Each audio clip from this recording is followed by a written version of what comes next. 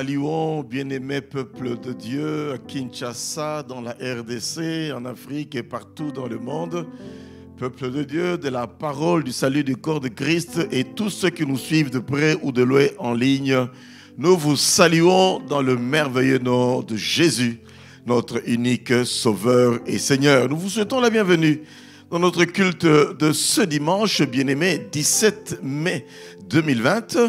Et nous croyons que nous allons encore passer des bons moments ensemble pour adorer le Seigneur, écouter également sa parole ce matin. Oh, il est fidèle notre Dieu et j'aime ça.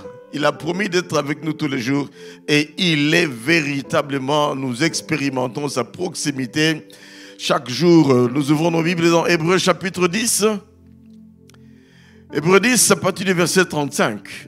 N'abandonnez donc pas votre assurance, à laquelle est attachée une grande rémunération, car vous avez besoin de persévérance afin qu'après avoir accompli la volonté de Dieu, vous obteniez ce qui vous est promis. Encore un peu de temps, et celui qui doit venir viendra, et il ne tardera pas. Et mon juste vivra par la foi. S'il se retire, mon âme ne prend pas plaisir à lui. Nous ne sommes pas de ceux qui se retirent pour se perdre, mais de ceux qui ont la foi pour sauver leur âme. Amen, amen. Soyons de ceux-là qui persévérons, bien-aimés, et qui n'abandonnons pas du tout notre assurance que nous avons en Jésus. Car nous savons en qui nous avons cru. Nous allons prier avant de pouvoir passer un moment d'adoration. Comment ne pas te bénir, Seigneur, et te glorifier. Oh, que ta présence est merveilleuse dans nos vies. Que ta présence, ta proximité nous fait tant du bien. Je veux te bénir, Seigneur, mon Dieu, ce dimanche encore une fois. Et te dire merci pour ta bonté, ta fidélité.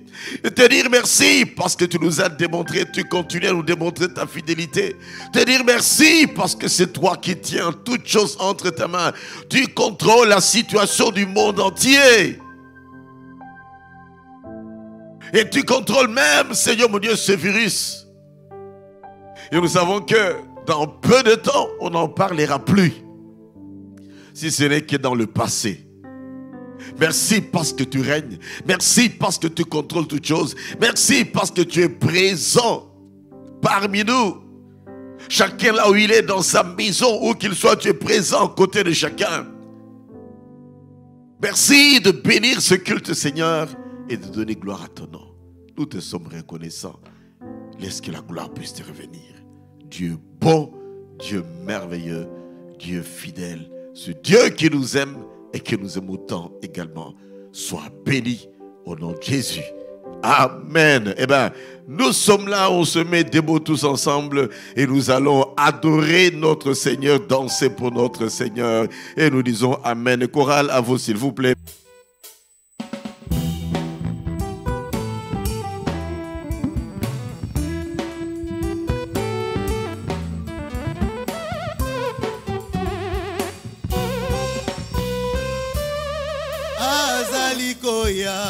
Mwana Nzambe azaliko ya makolo eza na nzela azaliko ya Mwana Nzambe azaliko ya makolo eza na nzela azaliko ya Mwana Nzambe azaliko ya makolo eza na nzela azaliko ya Mwana Nzambe azaliko ya makolo eza na nzela azaliko ya Mwana Nzambe azaliko ya makolo eza na nzela azaliko ya Mwana Nzambe azaliko ya makolo eza na nzela azaliko ya Mwana Nzambe azaliko ya makolo eza na nzela azaliko ya Mwana Nzambe azaliko ya makolo eza na nzela monaki likambo ya kokamwa amonaki na esambiselo bato batelemi baza kosambisama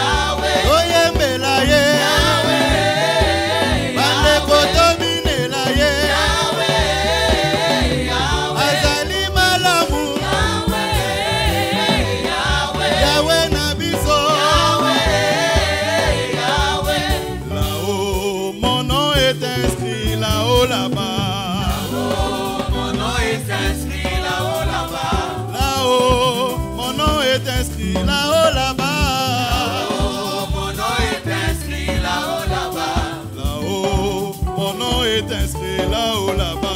Là-haut, mon nom est inscrit là-haut, là-bas. Là-haut, mon nom est inscrit là-haut, là-bas. Là-haut, mon nom est inscrit là-haut, là-bas. Oh là-haut, là-bas. Là-haut, là-bas. Là-haut, là-bas. Là-haut, là-bas. Oh là-haut, là-bas. Là-haut, là-bas. Là-haut, là-bas. Là-haut, là-bas. Là-haut, mon nom est inscrit là-haut, là-bas. Là-haut, mon nom est inscrit là-haut, là-bas. Là-haut, mon nom est inscrit là-haut, là-bas. Là-haut, mon nom est inscrit là-haut, là-bas. Oui, là-haut, mon nom est inscrit là-haut, là-bas. Là-haut, mon nom est inscrit là-haut, là-bas. Là-haut, là-bas. Là-haut, là-bas. Oui, là-haut, là-bas. Là-haut, là-bas. Là-haut, là-bas. Là-haut, là-bas. Là-haut, là-bas. Là-haut, là-bas. Oh, là-haut, là-bas. Là-haut, là-bas. Là-haut, là-bas. Là-haut, là-bas. La Nouvelle Jérusalem, moi je l'aime, je veux y aller. Jérusalem, moi je l'aime, je veux y La aller. Nouvelle Jérusalem, moi je l'aime, je veux y aller. Oh. Jérusalem, moi je l'aime, je veux y La aller. Nouvelle Jérusalem, moi je l'aime, je veux y aller. Jérusalem, moi je l'aime, je veux y aller. Y aller. Oh, y aller. Moi je veux y aller. Je veux y aller. Oh. Moi je veux y aller. La Nouvelle Jérusalem, moi je l'aime, je veux y aller. Oh. Jérusalem, moi je l'aime, je veux y La aller. Nouvelle Jérusalem, moi je l'aime, je veux y aller. Jérusalem, moi je l'aime, je veux y aller. Nouvelle Jérusalem, moi je l'aime, je veux y aller. Jérusalem, moi je l'aime, je veux y aller. Y aller. Je veux y aller. Je veux y aller. Je veux y aller. Moi je veux y aller. Car tout est accompli. Il a tout accompli. Yesue yo yo yo, Yesue yo yo yo, Tout est accompli. Il a tout accompli. Yesue yo yo yo, Yesue yo yo yo, Oui, tout est accompli. Tout est accompli. Yesue yo yo yo, Yesue yo yo yo, Yemanganga monene. Azanganga monene. Ganga monene. Azanganga monene. Oh, tout est accompli. Tout est accompli.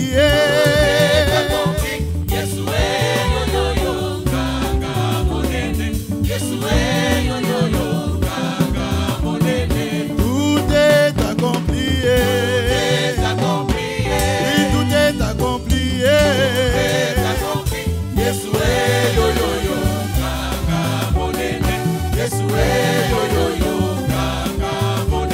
Onganga monene.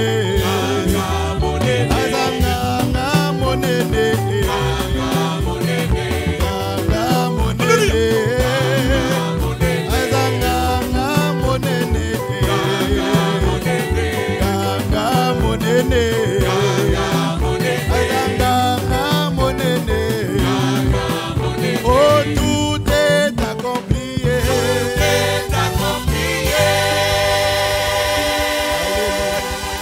Alléluia. Tout est accompli.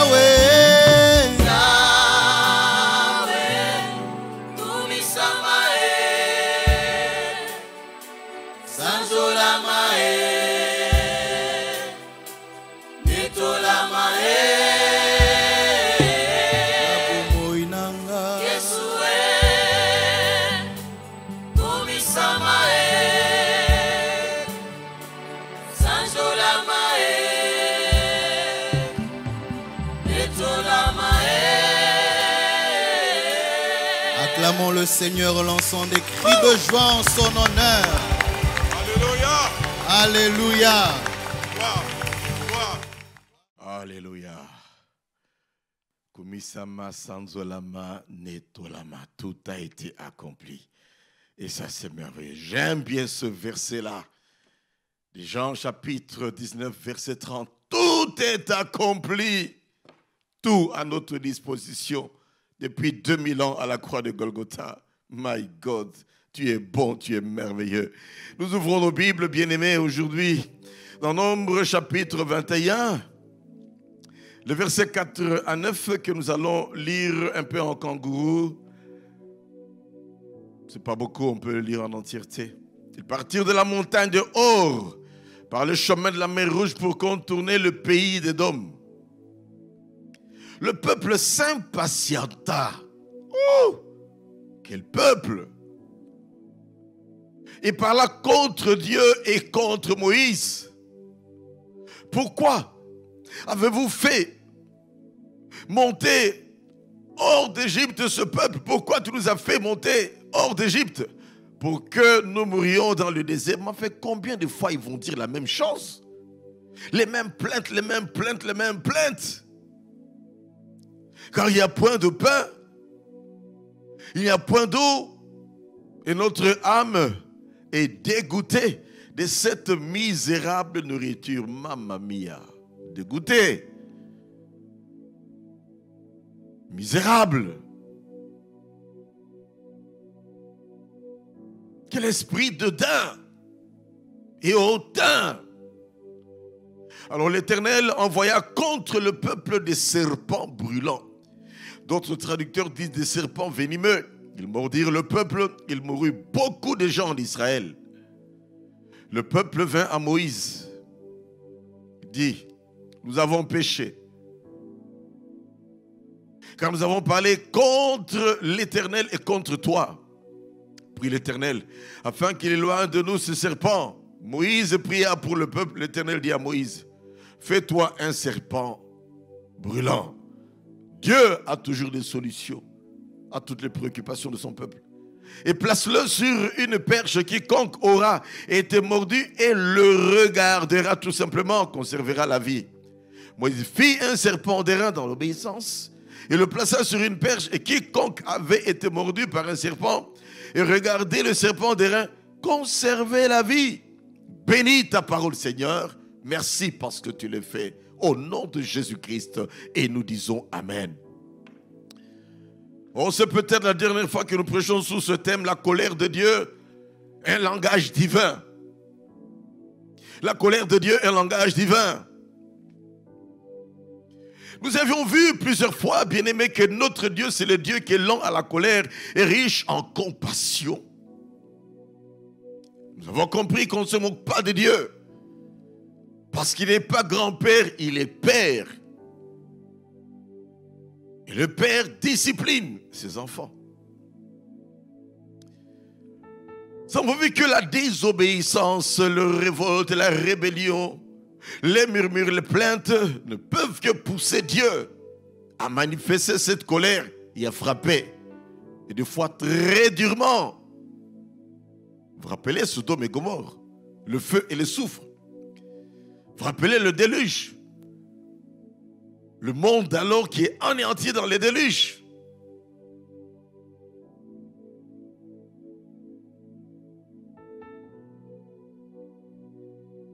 Bien-aimés, que dirions-nous de la rébellion dans Nombre 14? 8 espions découragent tout le peuple sur les 10. Il n'y a que Josué et Caleb qui étaient prêts à pouvoir continuer et entrer en Canaan. À cause de ces 8 personnes, la pérégrination va faire 40 ans dans le désert. Et ils furent frappés, bien-aimés, par une plaie non autrement identifiée. Au verset 37 de Nombre 14.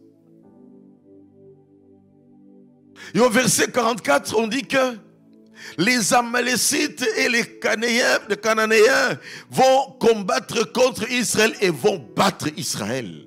Ah! Lorsqu'on n'est plus en harmonie avec Dieu, ce sont les défaites qu'on commence, bien-aimé, à consommer.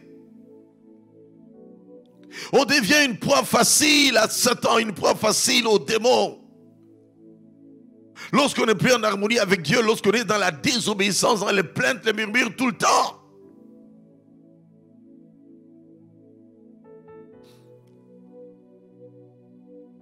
Que dirons-nous également dans Nombre 16 de Coré, Nathan, Dathan et Abiram, qui furent à la base d'une grande révolte également, et qui mourirent, bien-aimés, d'une manière bizarre. Dans Nombre chapitre 16, au verset 32, la terre s'ouvrit. Ils descendirent vivant dans les séjours de mort, comme dit la parole de Dieu, engloutis. Mon Dieu, n'as-tu pas compassion? Oui, il est très compatissant, mais lent à la colère. Et cette colère finit par se manifester à un moment ou à un autre. Ne blaguons pas avec Dieu. Dans ces temps de grâce, les gens blaguent avec Dieu. Ils prennent Dieu pour leur garçon de course. Ils prennent Dieu pour leur copain avec lequel ils peuvent faire n'importe quelle mauvaise blague. S'amusent avec le péché, puis vont revenir disant je me répands, ils retombent encore et ainsi de suite. Attention! Dans ce temps de grâce, Dieu manifeste sa patience. Et dans cette patience, il te tend la main. Il t'attend comme le fils prodigue était rentré vers son père. Après avoir erré ça et là et dilapidé tout ce qu'il avait. C'est une image du temps de grâce qu'on voit là dans Luc 15 avec le fils prodigue.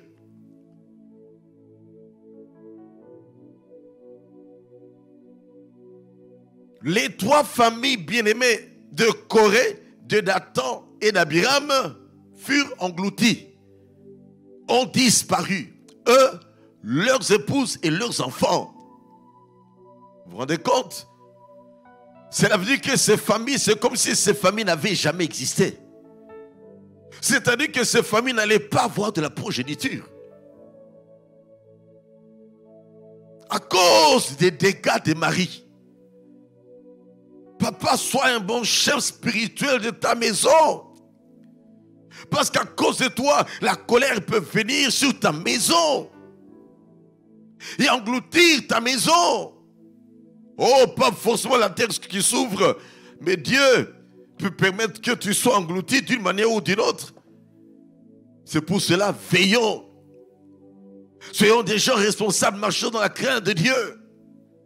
Sécurisant nos familles, nos épouses, par cette vie correcte et droite qui honore le Seigneur. Et la Bible dit, je n'ai pas vu le juste abandonné, ni sa progéniture mendiant le pain. J'ai grandi, j'ai vieilli, je n'ai pas vu. moi aussi, à ce jour-ci, après ces quelques décennies, je peux dire que je n'ai pas vu le juste abandonné. Quelqu'un qui marche correctement avec Dieu, être abandonné, ni sa progéniture mendiant le pain, je n'ai pas vu. La Bible dit vrai.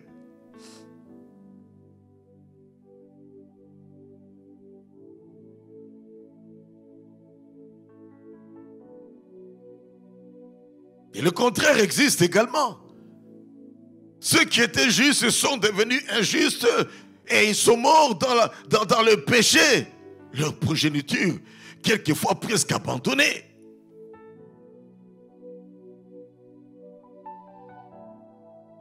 C'est là que j'ai toujours dit, vivons. En sachant que nous vivons pour Dieu, nous vivons pour nous-mêmes, nous vivons pour notre progéniture. En servant Dieu, en marchant correctement avec Dieu. C'est pour nos bénédictions et la bénédiction de nos progénitures également. Ils ont disparu, bien-aimés. Leurs noms sont restés des références négatives. As-tu déjà rencontré quelqu'un qui s'appelle Corée? As-tu déjà rencontré quelqu'un qui s'appelle Dathan? As-tu déjà rencontré quelqu'un qui s'appelle Abiram? Et qui aura pris ce nom-là dans la parole de Dieu? Peut-être que ce nom peut exister dans certaines contrées, bien-aimées, qui n'ont rien à voir avec le peuple juif, ni avec les chrétiens. Parce que des fois, il y a des ressemblances, mais qui n'ont pas du tout, bien-aimés, la même étymologie.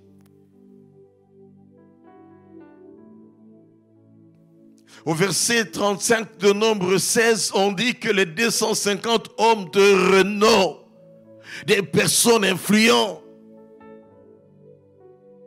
le danger de se laisser embarquer par des personnes qui sont influentes pour pouvoir se révolter contre Dieu, c'est dangereux.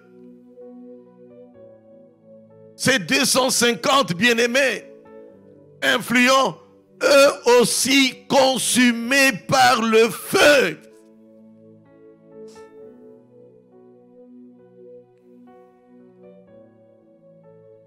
Apprenons à utiliser notre influence positivement. Quand on s'amuse à utiliser négativement, bien-aimé, l'influence qu'on a eue par la grâce de Dieu, ça peut nous coûter cher. Craignons Dieu, craignons Dieu, craignons Dieu, craignons Dieu. Je ferme cette parenthèse et nous revenons à notre texte, bien-aimé. Qu'est-ce qui a été la cause? Premièrement, qu'est-ce qui a été la cause de cette intervention divine? Avec toute sa colère. C'est l'impatience. Ils s'impatientèrent. Ils ont manqué de la patience.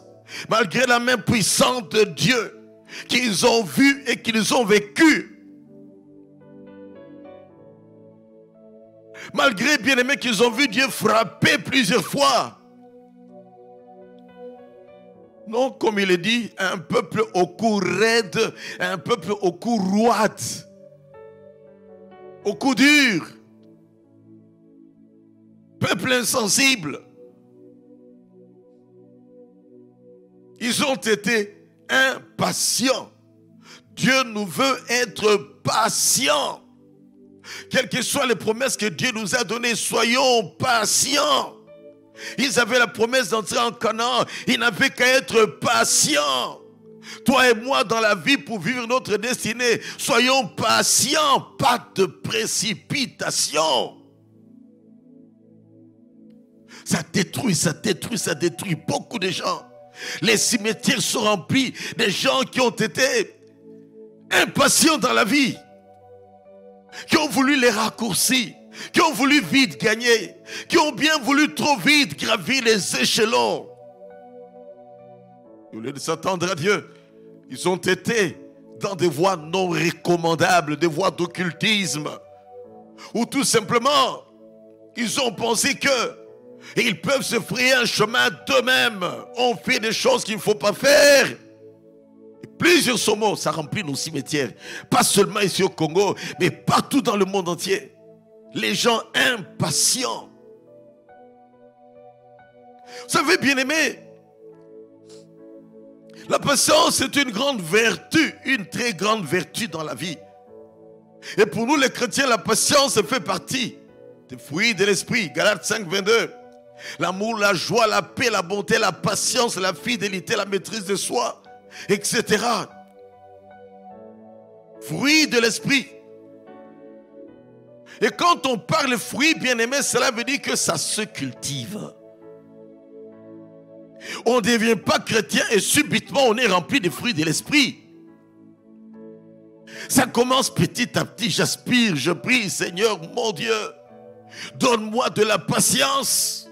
Esprit Saint de Dieu, donne-moi de la patience. Il sème cette graine dans nos cœurs. Il va arroser cette graine de temps en temps. Il va désherber autour, bien-aimé, de cette graine.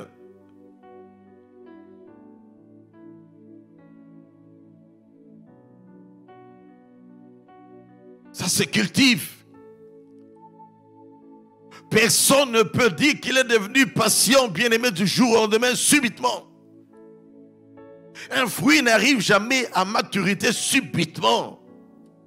Un fruit n'arrive pas à mûrir subitement. Ça prend le temps. C'est pour cela qu'il est capital, il est important d'apprendre à prier pour les fruits de l'esprit, l'un après l'autre. Où est-ce que j'en suis, Seigneur? Est-ce qu'il y a l'amour dans mon cœur, Seigneur? Est-ce qu'il y a la joie dans mon cœur, Seigneur? Est-ce qu'il y a la paix dans mon cœur, ainsi de suite? Est-ce que je suis patient? Aide-moi, Seigneur. Là, je vois qu'il y a des failles. Viens, viens, viens, émonde-moi, sonde-moi, courbe-moi, brise-moi, façonne-moi, oh Dieu, que ces semences et les fruits de l'esprit puissent pousser à moi. C'est différent des dons. Les dons, ce sont des choses que l'on reçoit subitement. Mais les fruits, ça se cultive. Alors, s'il y a des fruits de l'esprit qui manquent dans ta vie, bien-aimé, demande à Dieu de mettre la graine de cela en toi. Et veille toi-même également. Parce que pour éprouver la maturité d'un fruit dans notre vie, Dieu permettra à ce qu'on passe par une preuve qui va tout simplement nous demander d'être patients. Lorsqu'on va dans une banque, lorsqu'on est à l'aéroport et qu'on doit voyager, lorsque dans l'avion on commence à servir les uns les autres, on doit patienter, attendre son tour. Lorsqu'on n'est pas patient dans la vie, c'est très dangereux. Soyons patients, très grande vertu dans la vie. Patient avant de demander la main à une fille. Patient avant d'accepter ce garçon qui t'a demandé la main. Et non pas d'une patience passive, mais d'une patience active. La prière. Patient pour se marier. Patient, bien-aimé, pour concevoir.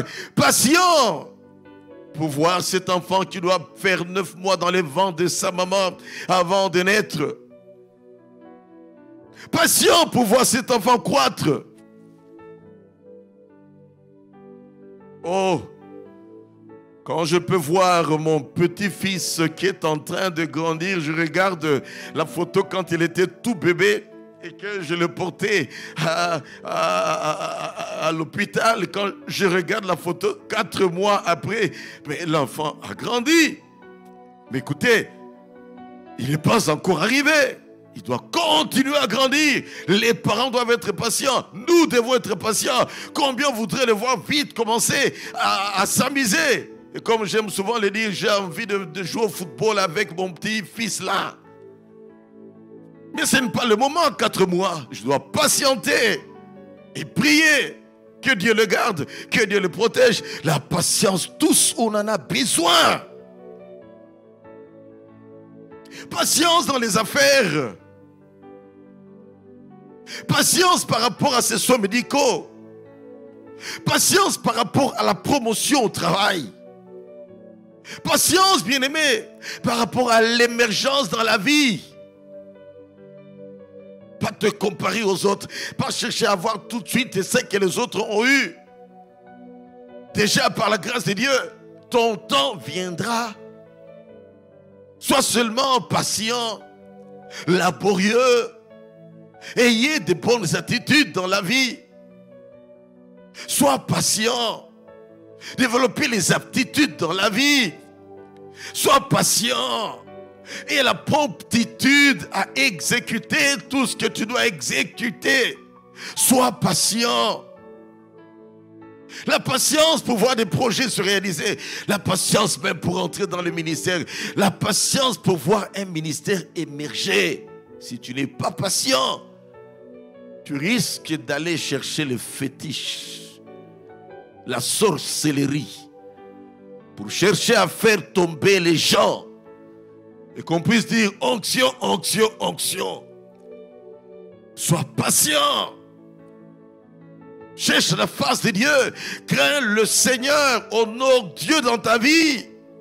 Pratique la parole de Dieu. Le temps de Dieu viendra. Et pendant ce temps de patience, demandez à Dieu la grâce de pouvoir gérer la grâce qu'il te donnera, qu'il t'a promis. Parce que c'est facile de dire, Seigneur, accorde-moi ceci, Seigneur. Oh, que tu bénisses le travail que je fais, Seigneur. Que tu bénisses ce ministère que je suis en train d'opérer. Est-ce que tu pries ainsi pour ta visibilité ou tu pries pour la visibilité de Dieu? Quand c'est pour notre visibilité, bien aimé, c'est très dangereux. Et l'ennemi peut venir nous perturber. Mais quand on dit, Seigneur, afin que le monde voie et croie, afin que le monde se convertisse, afin que le monde croie que Jésus est Seigneur.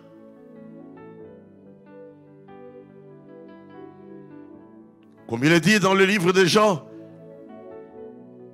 ces choses ont été écrites. Pour rappeler le livre de Jean, l'évangile de Jean, c'est le livre où on trouve le plus grand nombre de miracles possibles dans les évangiles. Ces choses ont été écrites afin que vous croyiez que Jésus est le Fils de Dieu et qu'en croyant vous ayez la vie en son nom. Et si nous sommes en train de servir afin que les gens puissent voir que Jésus est Seigneur et qu'en croyant ils aient la vie en son nom, Dieu seul, à ton insu, peut même provoquer la visibilité qui ne doit pas être notre préoccupation.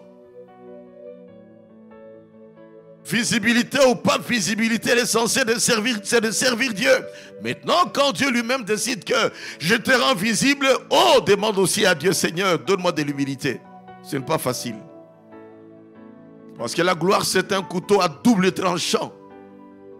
Ça peut t'amener très haut, tout comme ça peut te faire abattre très bas et te réduire à ta plus simple expression si tu n'as pas demandé à Dieu la sagesse et la grâce de gérer les grâces qu'il te donne. Le manque de patience peut entraîner les mensonges.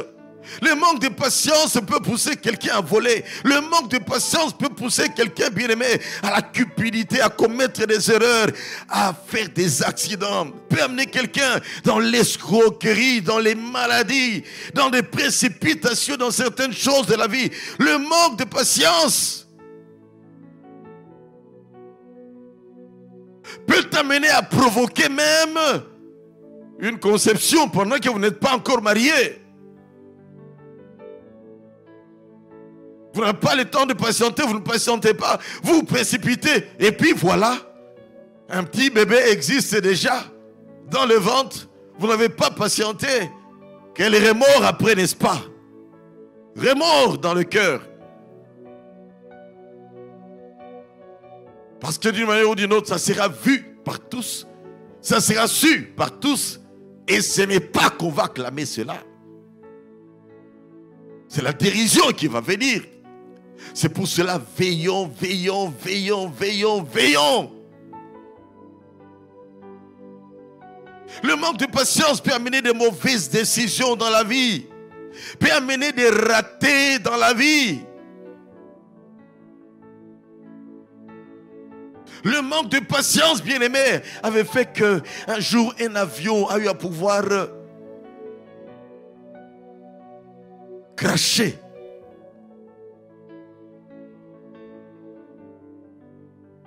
On dit au pilote, patiente, le temps n'est pas bon. Le temps n'est pas bon. Il a plu. Il y a un peu trop de vent. Surtout que tu prends telle direction. Tu risques, en prenant ta direction, d'être renversé par le vent. Oh non, j'ai l'expérience, j'ai l'expérience, j'ai l'expérience. Assez souvent, les gens bien-aimés se font tuer à cause de cette expression. J'ai l'expérience, je sais, je connais, je suis habitué. Attention aux habitudes. Le pilote décolla. Le pilote vira, bien-aimé. Mais dans ce virage, le vent l'a emporté et puis paf, c'était pour aller s'écraser. Il suffit de quelques secondes où un avion a perdu son centre de gravité et c'est fini. Lorsqu'il a perdu ses 3 axes, c'est fini. Il peut pas faire tout ce qu'il peut faire, mais le déséquilibre qui est là, le décentrage du point de gravité, le poids de l'appareil et le vent étant là, la perte de contrôle dans toutes ces secousses, c'est le crash. Pas de précipitation. Patiente quand il faut patienter. Attends quand il faut attendre. Attends ton tour.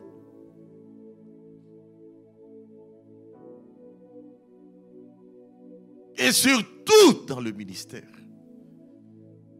C'est le travail de Dieu. Attends le temps de Dieu. Mieux vaut entrer dans le travail de Dieu au temps de Dieu et le faire pendant 2, 3, 4 ans sans aller dans l'éternité en ayant laissé bien-aimé des repères, en ayant influencé, impacté, que d'entrer trop vite et puis on commence à faire des dégâts.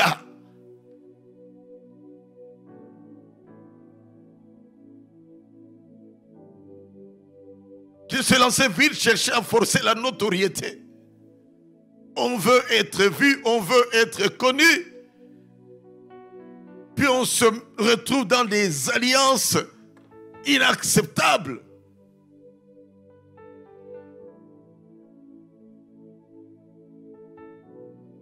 La patience, vous savez que même pour vaincre ces virus ici, il faut de la patience. Et ne pas se précipiter trop vite. Bon, on va faire un vaccin, on va faire un vaccin. Est-ce que ce vaccin-là, c'est l'argent qu'on cherche? Ou réellement la santé des gens?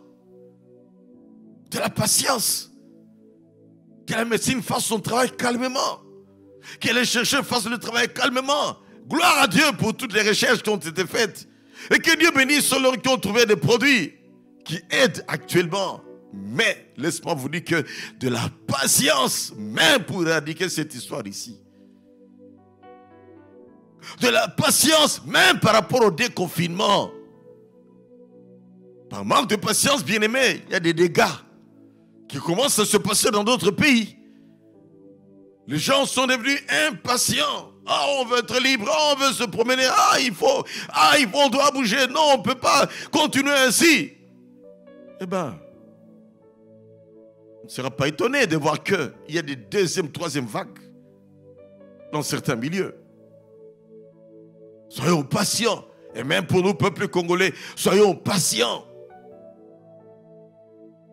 Que les personnes attitrées fassent leur travail convenablement, tout simplement, afin que les choses puissent aller vite. La patience, bien-aimée, demande de la résignation. La patience, c'est l'aptitude de ne pas s'énerver devant des difficultés, des provocations. C'est l'aptitude à supporter les défaillances des autres. C'est l'aptitude à savoir attendre avec calme le temps de Dieu. Ils ont manqué de la patience. C'est ainsi que je le répète encore, mon frère, ma soeur. Si tu veux vivre pleinement ta destinée à la gloire de Dieu, demande à Dieu la patience.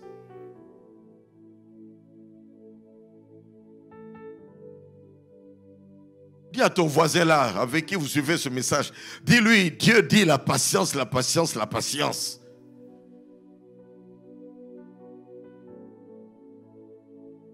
Deuxième élément de notre message, bien-aimé, c'est les conséquences de cette impatience. Et comme on l'a vu, ce sont des serpents brûlants, des serpents venimeux qui mordaient le peuple et le peuple mourait. Beaucoup de gens perdirent la vie ce jour-là.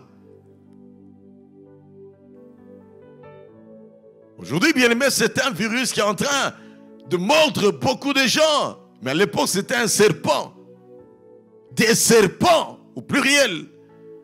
Et lorsque on essaie de réaliser un peu la scène, déjà, nous savons que lorsqu'il y a un seul serpent dans une maison, c'est la débandade. Un seul serpent dans une foule, même dans un stade, dans le cas où un serpent se retrouverait, bien-aimé, là où il y a des gens se demandent d'où c'est venu. C'est la débandade. Et si c'est plusieurs serpents, tu vas fuir où? Et quand les serpents venimeux mordent, bien-aimé, très vite les nerfs sont touchés. Très vite le poison traverse le corps, va paralyser jusqu'à bloquer le cœur. Et les gens mouraient. Et les gens tombaient. Ça n'était jamais arrivé. Israël n'avait jamais connu une telle frappe. Mais là, tu étais en train de dire, de montrer que, écoutez, j'ai frappé plusieurs fois, vous n'avez pas compris. Maintenant, je passe à un autre système. Morsure.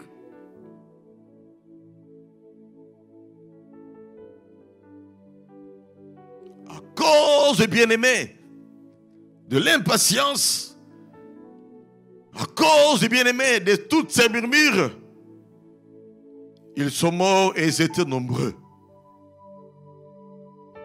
Tués par les serpents, image du diable, qui rôde rugissant, cherchant qui il va dévorer.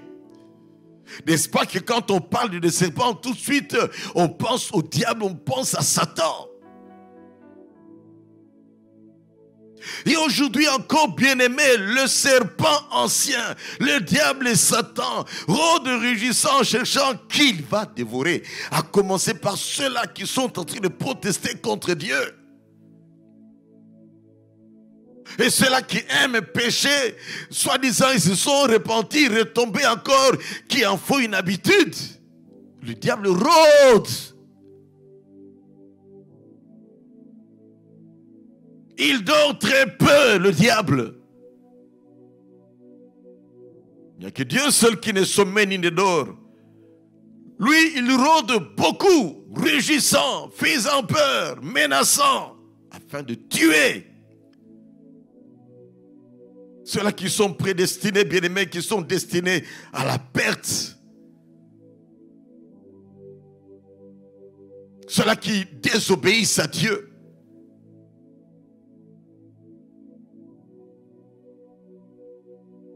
Aujourd'hui encore, bien-aimé, le diable est en train de mordre par le péché.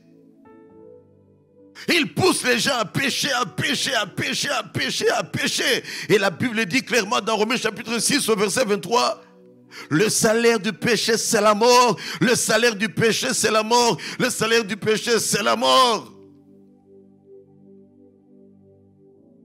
À ce temps-là, c'était la mort physique directement. Dans ces temps de patience, Dieu t'attend. Mais pendant que, bien-aimé, tu travailles encore, tu peux risquer de connaître la mort spirituelle. Tu peux risquer de connaître, bien-aimé, la mort de ta santé physique. Comprenez-moi, je ne veux pas dire que quand quelqu'un a une santé qui est chancelante, c'est que quelque part Dieu l'a frappé. Non. Dieu seul sait ce qui se passe selon les cas. Mais laisse-moi vous dire que lorsqu'on s'amuse avec le péché, le salaire du péché c'est la mort.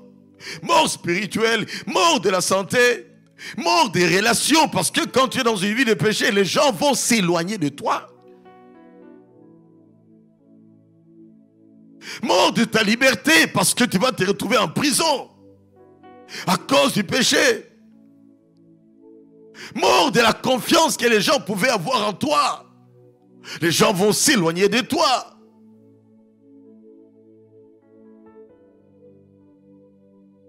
Mort financière. Tu n'arrives pas à gagner comme il faut, ou alors tu peux gagner, mais ça t'échappe, le contrôle t'échappe comme si tu avais des mains trouées. Mort de tes relations, et on peut ajouter tout un tas de choses. Le salaire du péché, c'est la mort. Fuyons les péchés, délaissons le péché, abandonnons le péché. Haïssons le péché, évitons le péché. Troisièmement, quelle sera maintenant la solution à ce carnage? Quelle est la solution à ce carnage?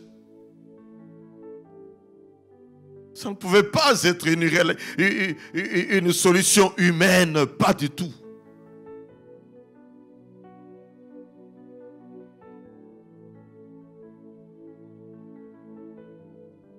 Personne ne pouvait arriver à donner un antidote quelconque.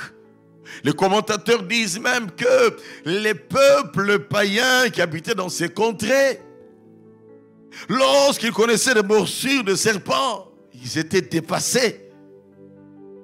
Ils ne savaient pas quoi faire.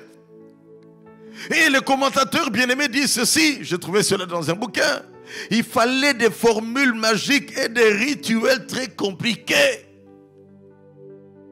pour arriver à sauver quelqu'un qui est mordu par les serpents.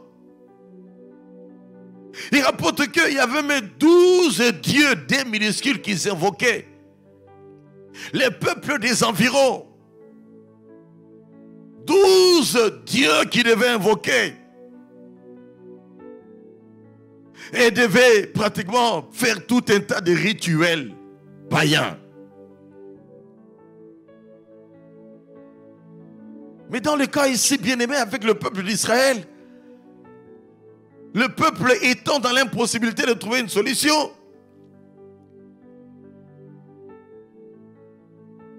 Dieu va dire à Moïse, tu vas faire un serpent des reins. Les reins, c'est du bronze. Fais un serpent de bronze. Tu vas le dresser. Et tous ceux qui vont le regarder vont conserver la vie. Parce que les gens mouraient en désordre.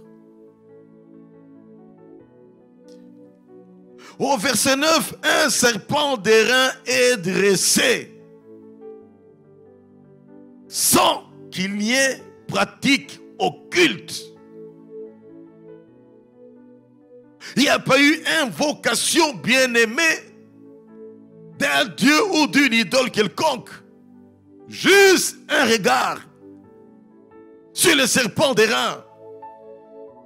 Comme pour dire, quand on est à l'extrême bien-aimé, arrêtez de chercher des solutions charnelles, des solutions humaines. Arrêtez tout un tas de propositions, des solutions bien-aimées. Tous les regards vers le Seigneur. Il est l'ultime secours qui ne manque jamais dans la détresse. Il est l'appui de ceux qui s'abandonnent à lui. Il est le refuge pour ceux-là qui se sentent malmenés. Psaume 34, verset 6 nous dit, quand on tourne vers lui les regards, on est rayonnant de joie et notre visage ne se couvre pas du tout de honte. Alléluia. Où cherches-tu du secours quand tu es dépassé? Pendant ce temps, bien-aimé, où ce virus est en train de sévir le monde entier, au-delà de ces médicaments, où est-ce que tu mets ton secours? Où est-ce que tu mets ta confiance? Parce qu'autant, bien-aimé, le serpent mordait par ce temps-là, aujourd'hui, c'est ce petit virus qui est en train de mordre. J'aime bien la parole de Dieu. qui dit, je lève les yeux vers les montagnes. D'où me viendra le secours? Le secours me vient de l'Éternel qui a fait les cieux et la terre. Peuple de Dieu, n'arrêtez pas de tourner les regards vers le Seigneur. Ne vous révoltez pas disant, Seigneur, je te sais, comment est-ce que je peux tomber comme ça malade? Seigneur, Seigneur, je te sais, comment est-ce que mon papa peut partir? Seigneur, je te sais, comment ma maman peut partir? Seigneur, je te sais. Ne te révoltez pas. Mets ta confiance encore dans le Seigneur. Renouvelle encore ta confiance dans le Seigneur. À tout moment, confiance dans le Seigneur. Et Dieu aime ça.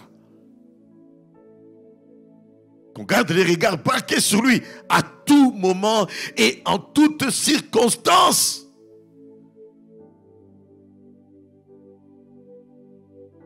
On a confectionné dans ce serpent d'airain, ce serpent de bronze.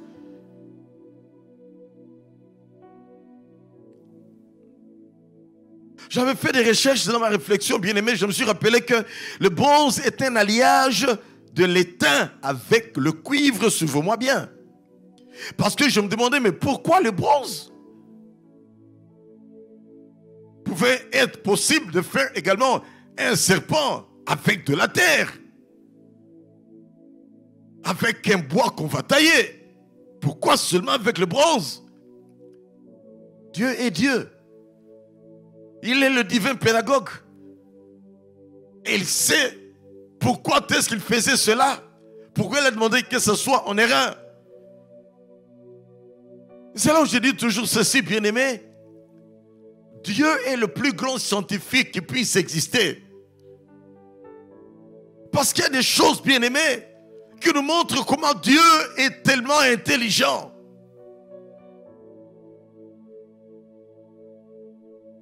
Je me suis rappelé donc que le bronze, c'est un alliage d'étain et de cuivre. Je me suis rappelé également que lorsque Nicodème était venu voir Jésus de nuit, selon Jean chapitre 3, Jésus a utilisé l'image du serpent d'airain en lui disant, il te faut naître de nouveau. Ce qui naît de la chair est chair, ce qui naît de l'esprit est esprit. Tu dois naître de nouveau, Nicodème. Au verset 14 de Jean 3, il va lui dire, et comme Moïse éleva le serpent d'airain dans le désert, il faut de même que le Fils de l'homme soit élevé, afin que quiconque croit en lui ait la vie éternelle. Car Dieu a tant aimé le monde qu'il a donné son Fils unique, afin que quiconque croit en lui ne périsse pas, mais qu'il ait la vie éternelle.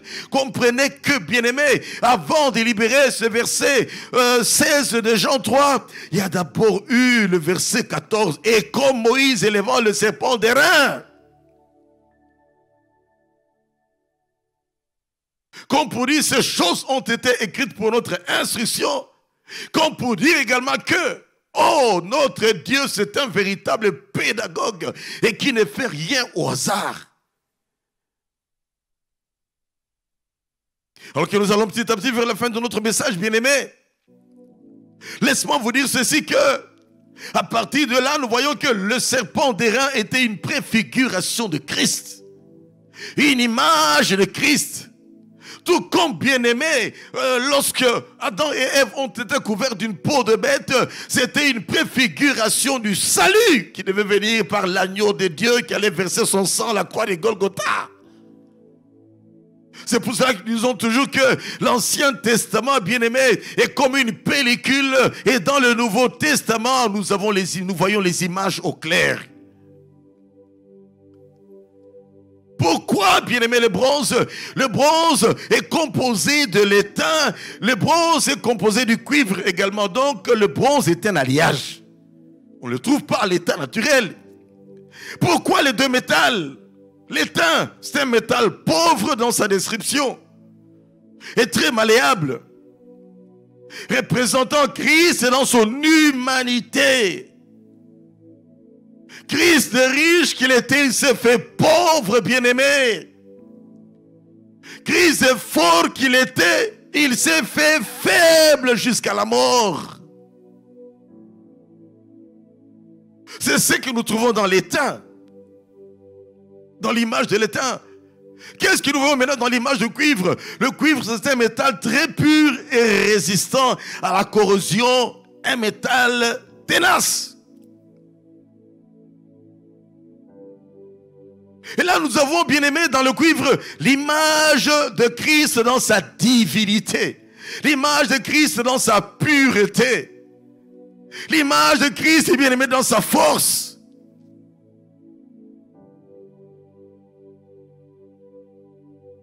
Lui, le saint, le pur, le parfait. Il a porté nos péchés, nos souillures au bois maudit de la croix. Pour que toi et moi, nous soyons acceptables dans la présence de Dieu. Pour que toi et moi, nous soyons lavés par son sang qui avait coulé.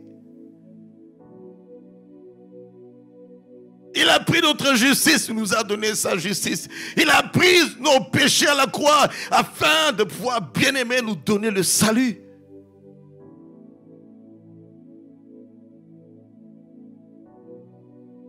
Étain et cuivre, bien aimé, ça nous donne le bronze. Et le bronze, bien aimé, c'est quelque chose de très résistant à l'usure, avec une grande capacité de charge, résistant aux sollicitations et aux chocs, résistant à la corrosion, aux températures élevées, utilisé dans les roulements, dans les biselures, etc. Ce qui fait que le serpent d'airain représente Dieu qui s'est fait homme en Jésus-Christ. 100% Dieu, 100% homme. Christ, capable de te sauver. Christ, capable de te prendre en charge. Christ, capable de te guérir, de te délivrer. Christ, capable de te protéger. Christ, capable de t'aider. Christ, capable de te soutenir pour résister devant le péché. Christ, capable de t'utiliser dans son œuvre.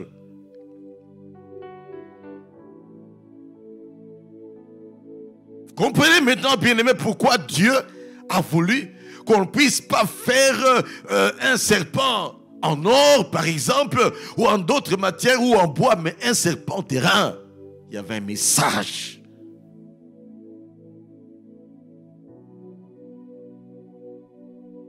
Pour nous montrer l'humanité de Christ, bien-aimé, et la divinité de Christ,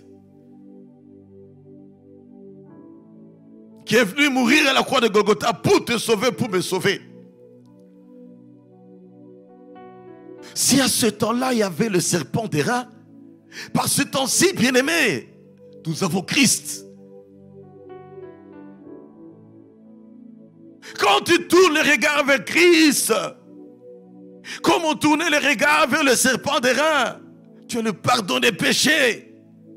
Veux-tu te repentir de tes péchés et inviter Jésus alors que tu es mordu par le péché, tu es mordu par Corona, tu es mordu je ne sais pas par quoi, tes problèmes ne font qu'affluer dans ta vie. Tourne-toi vers le Seigneur, accepte Jésus comme sauveur et Seigneur, il te prendra en charge, il te conduira, il mettra la paix dans ton cœur, il te dirigera, il pourvoira tes besoins, il te protégera. Qu'est-ce qu'il ne peut pas faire pour ceux-là qui se confient en lui?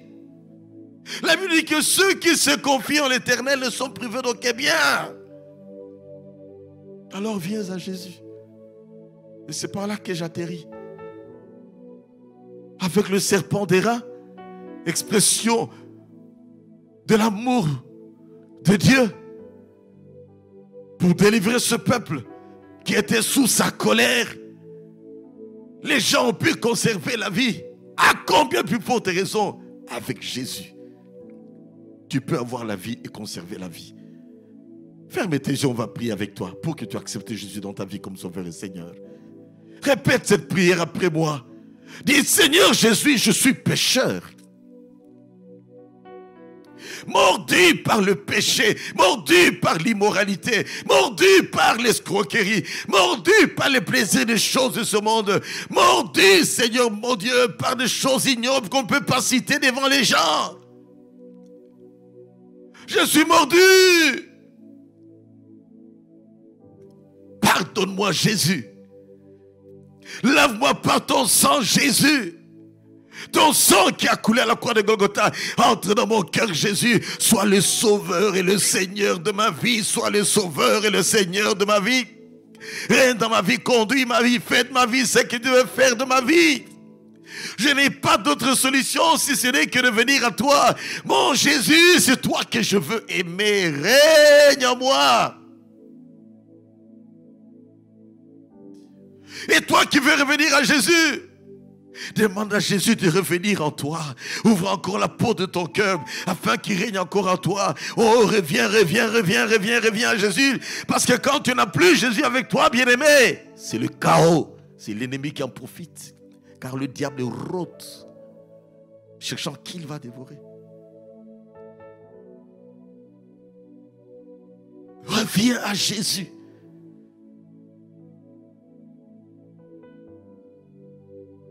Seigneur, merci parce que tu entres dans les cœurs de ces bien-aimés. Merci parce que tu règnes dans leur cœur à partir d'aujourd'hui. Merci parce que tu prends le contrôle de tout dans leur vie. Merci pour ceux qui reviennent à toi également, Seigneur mon Dieu. Merci parce que par ce temps difficile, vers qui d'autre on va tourner les regards si ce n'est que vers toi. Sauve pendant toute cette période de ces virus. Sauve, Seigneur, amène à toi ceux qui s'étaient égarés, qui t'avaient abandonné. Sauve et sauve encore. Guéris également, Seigneur. Guéris, guéris, guéris, guéris, guéris. Guéris le plus grand nombre possible, Seigneur. Père très saint, nous voulons voir qu'il y ait vraiment une régression des contaminés, une régression des morts. Oh Dieu, afin que la situation redevienne normale et que nous puissions marcher avec toi et entrer dans cette grande évangélisation de la fin des temps que nous commençons déjà à partir de maintenant, même si on est en confinement. Jésus, merci. Règne dans la vie de tes enfants, Seigneur. Nous marchons sur cet esprit, Seigneur, qui est venu de l'enfer. Oh Dieu, tu as permis, Seigneur, mon Dieu, que ce virus soit là. Oh Dieu, volonté permissive divine. Mais nous savons que tu es la solution, Seigneur. En ton nom, nous marchons sur les serpents, les scorpions, sur les virus, Seigneur, mon Dieu, et ses ramifications au nom de Jésus. Et nous proclamons ta visitation. Merci, Seigneur, notre Dieu. Merci pour la guérison de ceux qui sont malades. Merci pour la régression, Seigneur mon Dieu, de cette maladie. Merci au Père très saint pour la sagesse que tu donnes dans le déconfinement. Merci pour la crainte de ton nom, Seigneur mon Dieu, comme jamais auparavant dans la vie des gens.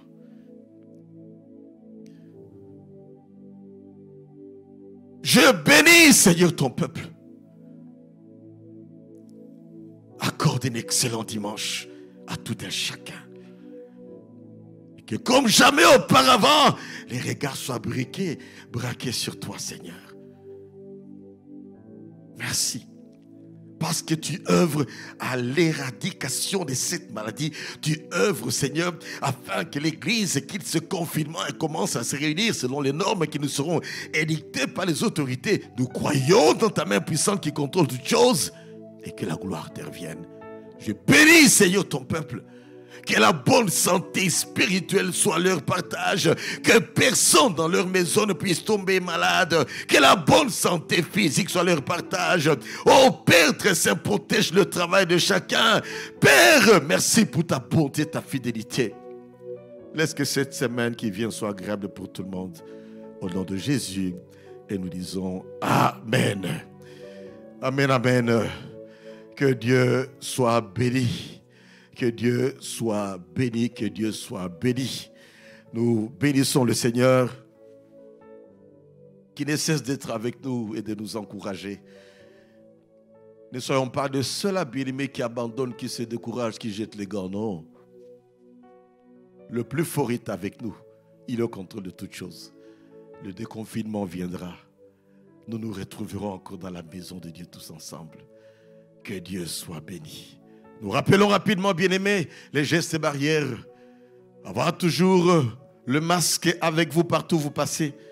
Avoir toujours un peu d'alcool en poche. Vous lavez les mains avec de l'eau hydroalcoolique et avec du savon, s'il vous plaît. Nous rappelons, lorsque tu dois tousser ou éternuer, juste dans le coude, là, tu peux le faire. Et surtout, garder une bonne distance, 1,5 m.